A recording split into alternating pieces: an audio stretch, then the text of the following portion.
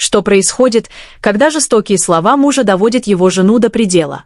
Может ли публичное оскорбление стать искрой, которая вновь разожжет истинный дух женщины?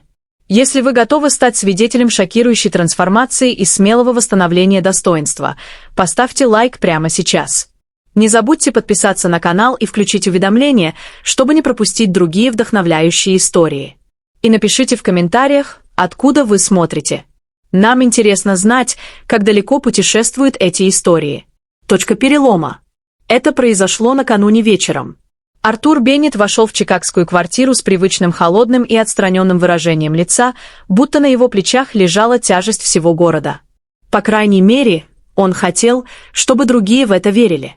Элеонор Венс, готовившая ужин на кухне, услышала, как хлопнула дверь, и сразу поняла, что что-то не так. За последние годы она научилась читать знаки.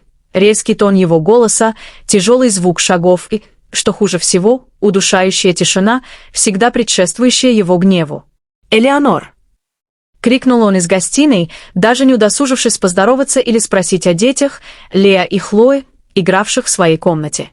«Ты видела выписку по карте за этот месяц? Это ты называешь экономией?» Ее сердце заколотилось, и волна тревоги захлестнула ее. Как бы она ни ответила, она знала, что он использует это против нее. С кухонным полотенцем в руках она осторожно вошла в гостиную, где Артур держал выписку с выражением полного презрения. «Я купила немного одежды для детей и необходимое для квартиры», — сказала она, стараясь сохранять спокойствие. Артур разразился смехом, но это не был смех радости. Он был полон сарказма и жестокости. «Необходимое? Ты называешь это необходимым. Ты тратишь мои деньги на мусор и делаешь вид, что это оправдано». Он шагнул вперед, бросив бумагу ей в лицо. «Посмотри на это. Косметический магазин. Ты правда думаешь, что крем для лица исправит то, что с тобой сделало время?» Элеонор почувствовала себя так, будто ее физически ударили. Его слова были жестокими, безжалостно разрезали ее. Она попыталась ответить, но голос был лишь шепотом. «Я просто хотела немного позаботиться о себе». «Позаботиться о себе», — фыркнул он. «Элеонор, посмотри на себя. Ты правда веришь, что макияж и одежда скроют то, во что ты превратилась? После 2 детей ты уже не та женщина, которой я гордился. Теперь, глядя на тебя, я вижу лишь увядшую тень». Он повернулся, бросив бумагу на стол. «Поэтому я беру Дженну на корпоратив в субботу. По крайней мере, она умеет достойно выглядеть на публике». Элеонор замерла. Неужели он это сказал? Его молодая ассистентка. Слова повторялись в ее голове, пока она пыталась осознать боль. «Дженна», — пробормотала она, ее глаза наполнились слезами. «Ты не можешь быть серьезным». Артур, бесстрастный, лишь пожал плечами, будто это не имело значения. Он налил себе виски и продолжил. Пауза для размышлений. «Вы когда-нибудь чувствовали себя настолько недооцененными, что почти поверили в это? Оставьте комментарий и поделитесь своим опытом. Огонь внутри. Хватит. Ты не можешь позволять этому человеку разрушать тебя. Ты не мебель в его доме и не украшение, которое ему надоело. Ты невероятная женщина. Слышишь меня? Невероятная. И тебе нужно начать в это верить». Голос Ханны, подруги Элеонор, ворвался в ее рассказ о событиях той ночи. «Ханна, это не так просто», — ответила Элеонор, ощущая тяжесть слов подруги. Хотя в глубине души она знала, что Ханна права. Попытка встать после лет унижений казалась перемещением гор. Ее сердце ныло от знакомой тяжести, тихого отчаяния, с которым она слишком смирилась за годы. Каждый раз, когда она думала о свободе, страх опутывал ее решимость, как ползучие лозы. Что будет без Артура? Без рутины, какой бы болезненной она ни была, которая придавала ее миру структуру. «Нет, это непросто», — признала Ханна. «Но и не невозможно. Подумай о себе. Подумай о своих детях. Что ты показываешь им, позволяя кому-то так с тобой обращаться? Элеонор, ты не тень, в которую Артур хочет заставить тебя поверить. Он пытался погасить твой свет, но он все еще там.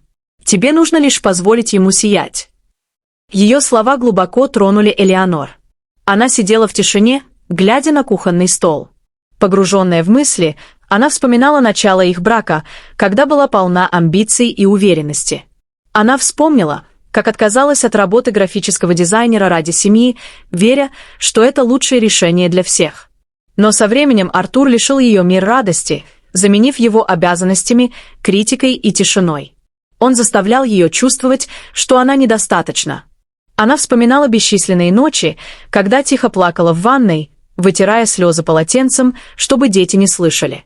Слова Артура, утверждавшие, что она увяла, что стала невидимой, громче всего звучали в моменты тишины. И теперь, за этим столом, внутри нее что-то загорелось. Маленький шепот, едва слышимый, но настойчивый. «Может, ты заслуживаешь большего». «Элеонор, ты еще здесь?» — мягко спросила Ханна. «Я здесь», — ответила она, ее голос был спокоен. Спокоен, но тверд. «Хорошо, потому что вот что мы сделаем. Я хочу, чтобы ты встала, посмотрела в зеркало и сказала себе: я заслуживаю большего.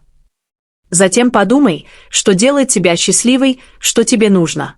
И в эту субботу, когда Артур возьмет эту девушку на мероприятии, с которого он тебя исключил, я хочу, чтобы ты показала ему, что он не может тебя стереть. Ты все еще та красивая, сильная, уверенная женщина. Поняла?» Элеонор молчала мгновение. Что-то в голосе Ханны зажгло в ней маленькую искру. Искру, которая начала разгонять туман сомнений. Она представила, как встает не просто перед зеркалом, но в своей собственной коже. Может ли она снова стать той женщиной? Может ли она снова поверить в себя? Впервые за долгое время эта идея не казалась невозможной. Она казалась необходимой. «Я попробую», – прошептала она, все еще не уверена. «Нет», – твердо сказала Ханна. «Ты не попробуешь. Ты сделаешь. И когда сделаешь, ты увидишь, что Артур не имеет над тобой власти. Ты выбираешь, кем ты являешься. Не он». Элеонор закончила разговор, чувствуя себя немного легче, хотя ее грудь все еще ныла. Но слова Ханны посеяли в ней что-то. Семя силы. «Ты выбираешь, кем ты являешься, не он». Эта фраза повторялась в ее голове, пока она убирала тарелки после ужина. Той ночью, уложив детей спать, Элеонор села за компьютер, открыла браузер и начала искать салоны красоты, уроки макияжа, модные гайды. Она чувствовала нервозность, но также легкое волнение. Каждый клик был маленьким актом бунта, маленьким кирпичиком в новом фундаменте. В соседней комнате Артур храпел, не подозревая о переменах, начинающихся в его жене. Элеонор закрыла ноутбук с легкой улыбкой на губах. Страх все еще был, но впервые за годы появилось что-то более сильное. Решимость. Пауза для размышлений. Как вы думаете, что сделает Элеонор дальше? Поделитесь своими прогнозами в комментариях. Если вам нравится эта история, не забудьте поставить большой лайк. Великолепный выход. Сегодня он профинансирует собственное падение. Элеонор все еще слышала голос Артура с прошлой ночи. «Посмотри на этот косметический магазин. Ты правда думаешь, что крем исправит то, что с тобой сделало время?» Ярость поднималась в ее груди, как огонь. Если он действительно считал, что она недостаточна, то она покажет ему, как сильно он ошибался. И если его мир вращался вокруг денег, статуса и имиджа, то его драгоценная кредитная карта станет оружием для его же урока. С ироничной улыбкой Элеонор встала, схватила сумочку и вышла из дома. Торговый центр Magnificent Mile в Чикаго гудел утренней энергией. Элеонор вошла с решимостью, сосредоточившись на одной цели – перевоплощении. Ее первой остановкой стала высококлассная мода. Она двигалась по проходам бутика с бьющимся сердцем, не от тревоги, а от захватывающей смеси дерзости и намерения. Она больше не была Цинхуй, скромной женой, которая осторожно следила за расходами, боясь осуждения Артура. Нет, сегодня она была чем-то совершенно другим. Ее шаги звучали с целью. Каждый шаг был тихим бунтом. Полированные витрины отражали женщину, которая впервые за годы вошла в пространство не для того, чтобы исчезнуть, а чтобы быть замеченной. Запах новой кожи, дорогих духов и полированного дерева наполнял воздух возможностями. Это было ее поле битвы, и она прибыла вооруженной мужеством и платиновой картой Артура. Она вошла в один из самых эксклюзивных дизайнерских бутиков и была встречена идеально одетой молодой продавщицей, которая предложила вежливую улыбку. «Доброе утро, мадам. Чем могу помочь?» — спросила продавщица. Элеонор глубоко вдохнула, подняв подбородок, демонстрируя уверенность, которую не чувствовала годами. «Мне нужен полный гардероб», — сказала она. «Платья, брюки, блузки, все. И я хочу, чтобы каждая вещь привлекала внимание». Продавщица моргнула от удивления, но быстро восстановила самообладание. «Сюда, пожалуйста. У нас только что поступила новая коллекция, которая может быть именно тем, что вы ищете».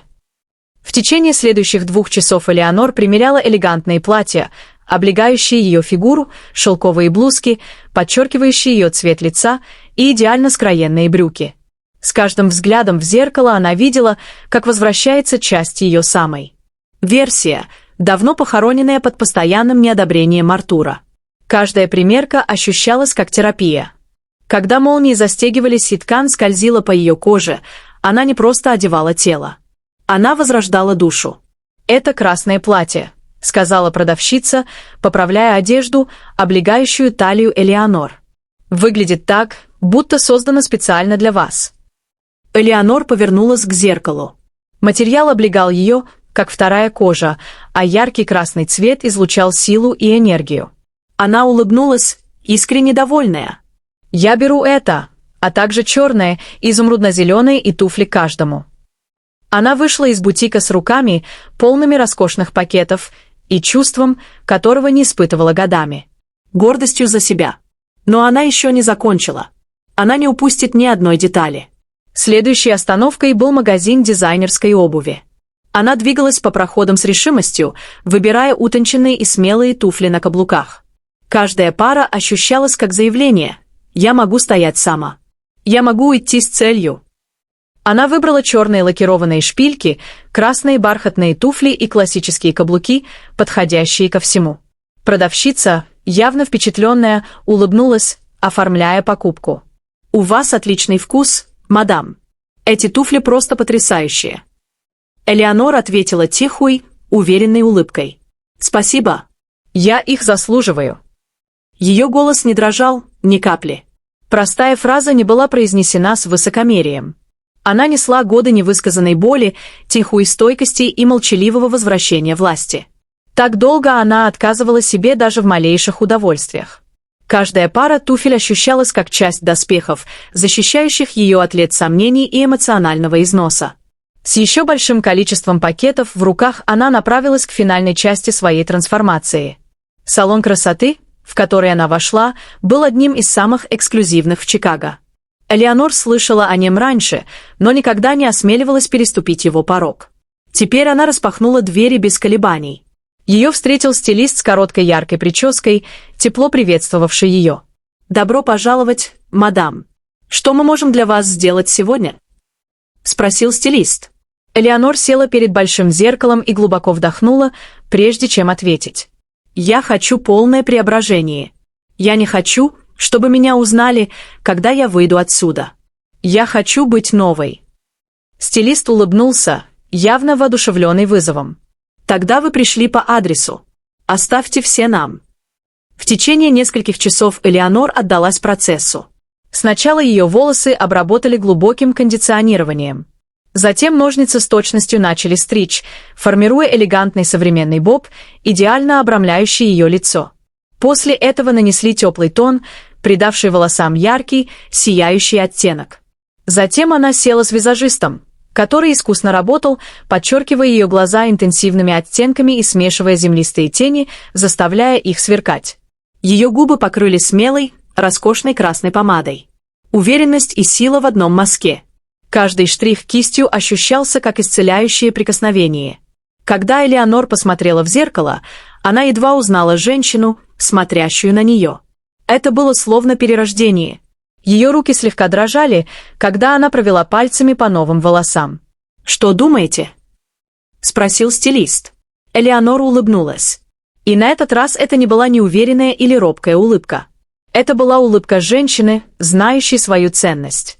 «Мне нравится. Это идеально». На кассе администратор с веселой улыбкой вручила ей итоговый счет. Элеонор без колебаний протянула кредитную карту Артура.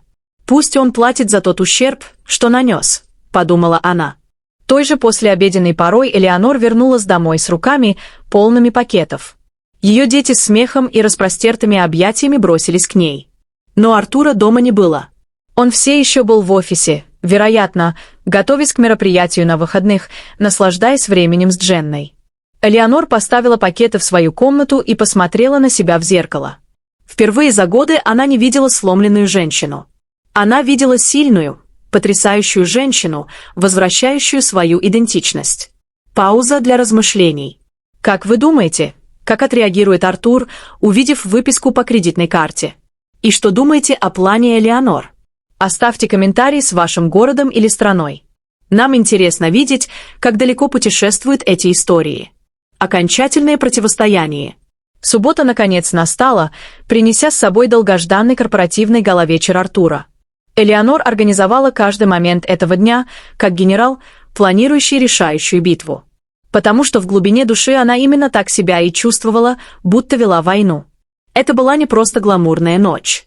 Это была ее возможность показать Артуру и самой себе, что она не та побежденная женщина, которую он описывал своими жестокими словами. Она была чем-то гораздо большим. Дома царила напряженная атмосфера. Артур весь день был погружен в звонки и сообщения с Дженной, своей ассистенткой, дорабатывая детали вечера.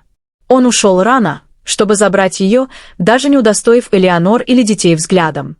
Она смотрела, как он выходит из дома с привычным видом самодовольной уверенности, совершенно не подозревая о том, что грядет. «До встречи, Элеонор», — небрежно сказал он, поправляя галстук перед зеркалом в прихожей. «И не жди моего звонка. Я буду занят весь вечер».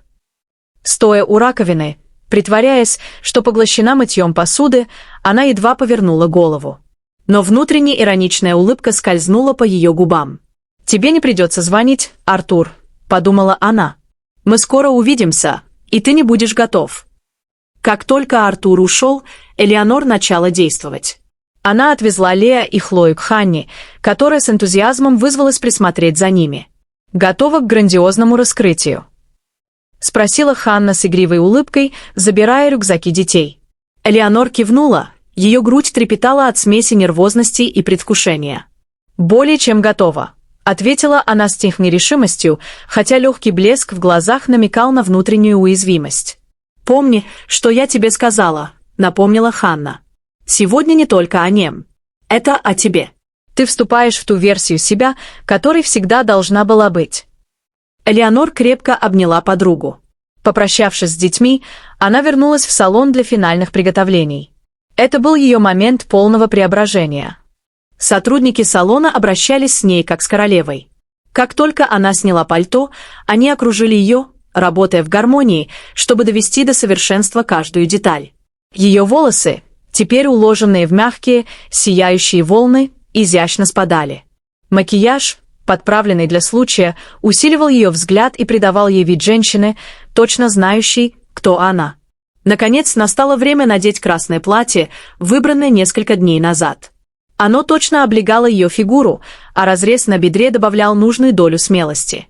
Она дополнила его черными лакированными шпильками, которые купила. Элегантная, величественная, Элеонор выглядела так, будто сошла со страниц модного журнала. Стоя перед зеркалом в полный рост, она едва узнала себя. Впервые за годы она видела женщину, которую Артур пытался стереть. Живую, сияющую женщину, полную жизни и, безусловно, потрясающую. «Мисс Элеонор, вы выглядите просто восхитительно», — сказала одна из стилисток, глядя на нее с восхищением. Элеонор улыбнулась. И на этот раз это не была неуверенная или застенчивая улыбка.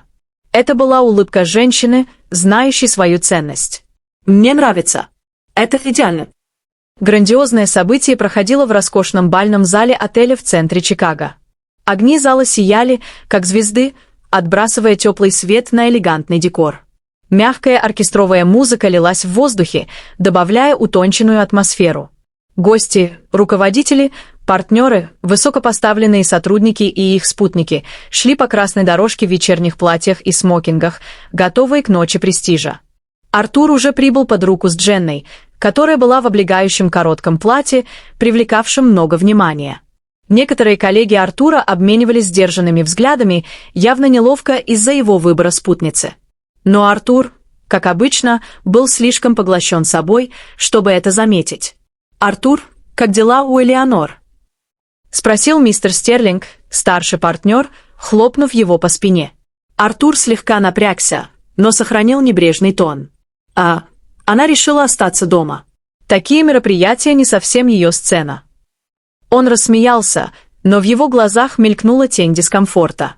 Он быстро сменил тему, чтобы избежать дальнейших вопросов. Артур не знал, что Элеонор уже была в пути. Когда ее машина остановилась перед отелем, Элеонор глубоко вдохнула, прежде чем выйти. Водитель открыл дверь, и когда она появилась, разрез ее красного платья мелькал с каждым шагом. Каждое движение к входу заставляло головы поворачиваться. «Кто она?» — шепнул один из сотрудников, помогавших гостям с пальто. «Понятия не имею», — ответил другой. «Но выглядит так, будто она сошла с экрана кино».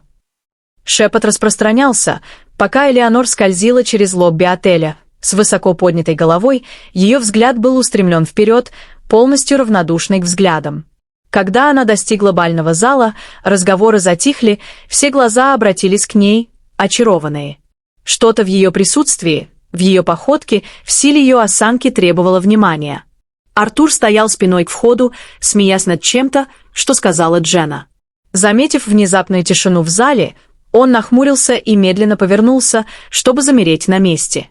В дверях стояла Элеонор, выглядя так, будто владела этим местом. Его глаза расширились, рот приоткрылся от шока. Это была она. На мгновение он не мог поверить своим глазам. Элеонор выглядела более потрясающей, чем он помнил. И дело было не только во внешности. Это была ее уверенность, ее независимость, которая излучалась от нее. Это не была та женщина, которую он годами принижал. Она преобразилась. Рядом с ним Дженна неловко пошевелилась. Внимание, которым она наслаждалась минуту назад, исчезло. Теперь каждый взгляд, каждый шепот, каждый вздох восхищения в зале был направлен на Элеонор. «Что за черт?» — пробормотал Артур себе под нос. Элеонор, совершенно спокойная, прошла дальше в зал, полностью игнорируя его. Мистер Стерлинг, один из старших партнеров компании, подошел к ней с теплой, харизматичной улыбкой. «Добрый вечер, мадам. Мы раньше встречались?» — спросил он, явно впечатленный ее элегантностью. Элеонора ответила с тихой уверенностью, протянув руку. «Я Элеонор, жена Артура». Выражение лица мистера Стерлинга сменилось с удивления на искреннее восхищение. «Что ж, Артур определенно скрывал сокровище. Позвольте мне проводить вас к главному столу. Вы заслуживаете быть в центре внимания сегодня». Элеонор приняла приглашение с грацией, которая оставила Артура замершим на месте. Когда она шла рядом с мистером Стерлингом к столу, зарезервированному для элиты компании, весь зал оставался сосредоточен на ней. Атмосфера была наэлектризована напряжением, и Артур чувствовал, как его контроль над имиджем, его авторитет ускользает с каждым ее шагом. Теперь она сидела среди самых влиятельных фигур компании в центре внимания вечера. Артур, все еще неподвижный на своем месте, мог лишь наблюдать, как публично рушатся все, что он думал, что контролирует. Женщина, которую он презирал, унижал и отталкивал годами, теперь доминировала в зале. Шепот восхищения гудел в пространстве, и каждый восхищенный взгляд, направленный на Элеонор, казался кинжалом, вонзающимся глубже в гордость Артура. Дженна, которая несколько минут назад наслаждалась вниманием, теперь ерзала рядом с Артуром. Ее наряд, некогда смелый и эффектный, теперь выглядел кричащей и неуместно рядом с естественной утонченностью Элеонор. Она наклонилась ближе к Артуру, пытаясь вернуть его взгляд. «Артур», — шепнула она, стараясь улыбнуться. «Что только что произошло? Почему ты не сказал, что она придет?» Он медленно повернулся к ней, его глаза потемнели от сдерживаемой ярости. «Ты не знала?» Огрызнулся он сквозь зубы. Горечь в его голосе была очевидна. Дженна заставила себя улыбнуться, пытаясь минимизировать ущерб. «Ну, не переживай. Никому это не важно». «Замолчи, Дженна», — резко оборвал он. «Ты понятия не имеешь, о чем говоришь». Кислота в его голосе ошеломила ее, заставив сжаться на стуле, обиженной и смущенной. Взгляд Артура вернулся к главному столу, к Элеонор. Она даже не посмотрела на него, но разрушала образ, который он так старательно создавал. Ей не нужен был он, чтобы сиять, и эта реальность разрывала его на части. Не в силах больше это выносить, Артур резко встал, игнорируя отчаянный взгляд Дженны. «Куда ты идешь?» — шепнула она, но он не ответил. Он направился к главному столу, его лицо ожесточилось от гнева. Вокруг него гул шепота усилился. Все гости повернули глаза на разворачивающуюся сцену, ожидая начала противостояния. «Прошу прощения», — сказал Артур холодным, резким тоном, прерывая разговор Элеонор с мистером Стерлингом и другими за столом. Он наклонился ближе, понизив голос, но достаточно громко, чтобы все рядом услышали. «Можем поговорить наедине?» Элеонор медленно подняла взгляд, встретив его глаза. В них не было страха, не было подчинения, лишь спокойствие, которое сразу его встревожило. «Конечно нет, Артур», — ответила она, ее тон был спокоен, пока она делала глоток вина. «Если тебе есть что сказать, говори. У меня нет секретов». Ее слова отняли у него дыхание. Он ожидал, что она встанет, последует за ним без колебаний, как всегда делала, но вместо этого она твердо стояла на своем перед всеми. «Я не думаю, что это место для этого», — пробормотал он, его голос стал резче, пытаясь сохранить контроль. Элеонор аккуратно поставила бокал на стол и скрестила руки на коленях. Затем посмотрела ему прямо в глаза, не моргая. «Это... Ты имеешь в виду, что я не сижу дома, пока ты красуешься сегодня вечером? Или ты имеешь в виду, что я демонстрирую, что я не та увядшая версия меня, которую ты создал, чтобы чувствовать себя выше?» Мистер Стерлинг, сидящий рядом, приподнял бровь, явно заинтригованный. Остальные за столом притворились, что интересуются своими напитками, но внимание было очевидным. Все слушали. Артур сжал кулаки, наклоняясь ближе, его голос понизился до шепота. «Элеонор, не устраивай сцену. Это не игра». Она улыбнулась, но теперь за улыбкой была сталь. «Сцена. Игра». Парировала она, ее голос был спокоен, но тверд. «Артур, ты думаешь, что годы твоего презрения, твоей критики, твоего унижения были игрой?» Она сделала паузу, намеренно позволяя тишине наполниться тяжестью. «Это не сцена, Артур. Это напоминание, чтобы ты никогда не забыл, кто я на самом деле». Артур почувствовал себя нестабильно, будто земля под ногами сдвинулась. Годами он принимал решения, определял, что важно, кто важен. Но теперь Элеонор стояла перед ним с чем-то, что он думал, что похоронил навсегда, ее достоинством. Тишина вокруг стола была густой. Мистер Стерлинг, который молча наблюдал, наконец заговорил. «Элеонор, должен сказать, вы впечатлили нас сегодня. Редко встретишь кого-то с такой харизмой и грацией. Я надеюсь, мы увидим вас чаще на будущих мероприятиях». Элеонор поблагодарила его мягкой, искренней улыбкой. Артур, тем временем, повернулся к мистеру Стерлингу с взглядом, разрывающимся между завистью и неверием. Он чувствовал, как его контроль ускользает. «Что ж», — сказала Элеонор, ее тон был гладким и спокойным. «Возможно, в будущем я стану постоянным гостем». Она прекрасно знала, какой удар эта фраза нанесла по гордости Артура. Тихий смех вокруг стола ощущался, как пощечина Артуру. Теперь от унижения не было спасения. Элеонор встретила его взгляд с непревзойденным спокойствием, и это его взбесило. «Не волнуйся, Артур», — тихо сказала она. «Если тебе нужно время, чтобы прийти в себя, я могу подождать. Я не тороплюсь». Артур сжал челюсть. Ничего не могло сделать ситуацию хуже. Элеонор выиграла этот раунд и сделала это публично.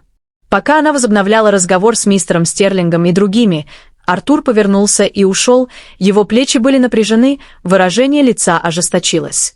Ночь, которую он тщательно планировал, превратилась в катастрофу.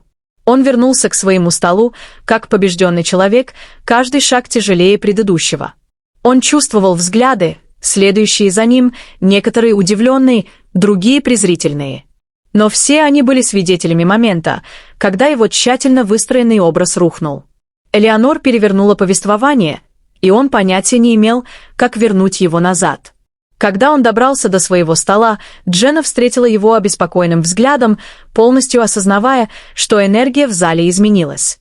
Ее кокетливая уверенность исчезла, сменившись неловкой неуверенностью. Она попыталась возобновить разговор. «Артур», — сказала она, наклоняясь ближе. «Что только что произошло? Почему ты не сказал, что она придет?» Он медленно повернулся к ней, его глаза потемнели от сдерживаемой ярости. «Ты не знала?» Огрызнулся он сквозь зубы. Горечь в его голосе была очевидна. Дженна заставила себя улыбнуться, пытаясь минимизировать ущерб. «Ну, не переживай. Никому это не важно». «Замолчи, Дженна», — резко оборвал он. «Ты понятия не имеешь, о чем говоришь». Кислота в его голосе ошеломила ее, заставив сжаться на стуле, обиженной и смущенной. Взгляд Артура вернулся к главному столу, к Элеонор.